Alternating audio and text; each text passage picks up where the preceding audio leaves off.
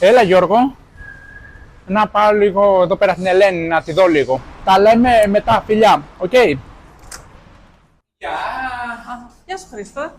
Πώς είσαι? προσπαθώ. Τελείωσαν οι διακοπές? Μη. Είμαι χάλια, έχω καεί από τον ήλιο. Λοιπόν, έχω το ιδανικό προϊόν για μετά τον ήλιο. Είναι το After Sun, μόλις το φτιάξαμε.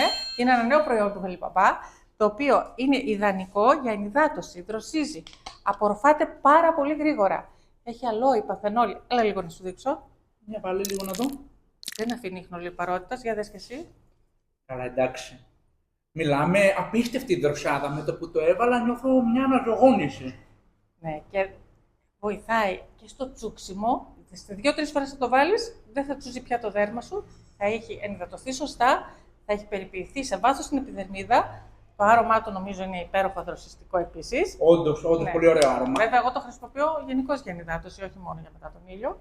Είναι ιδανικό για περιποίηση γενικώς για όλο το σώμα. Θα το πάρω σίγουρα. Είμαι η Ελένη Πολωνίδου, ιδιοκτήτρια του Μελιπαπά και πάντα ο στόχος μας είναι τα προϊόντα που δημιουργούμε να προσφέρουν αυτό που υπόσχονται.